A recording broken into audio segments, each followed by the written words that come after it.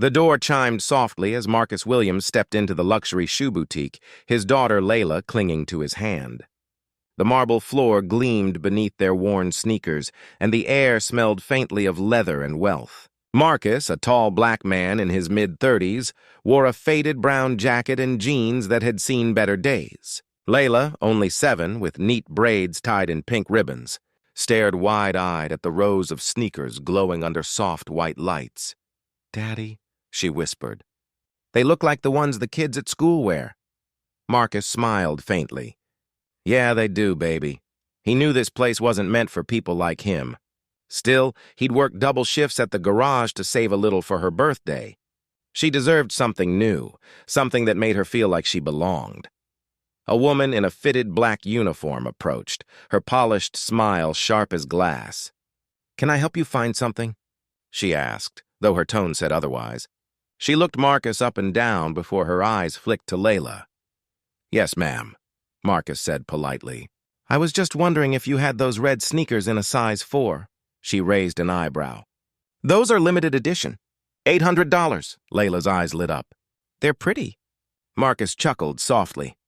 "They are, sweetheart." The woman gave a thin smile. "We just sold the last pair," she said quickly, not even checking the computer. Behind her, 2 employees whispered and giggled. Marcus nodded, the corners of his mouth tight. "That's okay. We'll just look around." But everywhere he moved, he felt their eyes. When Layla bent to touch a pair of sparkly shoes, another clerk rushed over, her tone sharp. "Sweetie, careful. Those are real leather." Marcus inhaled slowly, guiding Layla toward the door. "Come on, baby. Let's go." Then came the laughter, quiet but cruel. "People really think they can just walk in here," one of the girls muttered. Layla's hand tightened around his. "Why are they laughing, Daddy?" He forced a smile. "Sometimes people laugh when they don't understand." They were almost outside when a deep, calm voice echoed across the store. "Excuse me, is there a problem here?" The laughter died instantly. The employees froze as a tall man in a charcoal suit approached. Silver hair, sharp eyes, confidence in every step. "No, Mr. Dalton," the blonde woman stammered. "We were just helping." But the man wasn't looking at her. His gaze locked on Marcus. He blinked, his expression shifting from confusion to recognition. "Marcus Williams?" Marcus frowned. "Yes, sir." "Do I know you?" The man smiled faintly.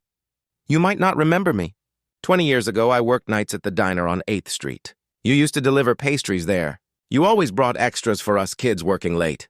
Marcus squinted, memory stirring. "You're the one who was studying for business school by the coffee machine." Dalton laughed softly. "That's me. You used to say no one should work hungry." "I never forgot that." The store went silent. The staff stared, their faces draining of color. Dalton looked at Layla. "And who's this?" "My daughter Layla." "She's beautiful," Dalton said warmly.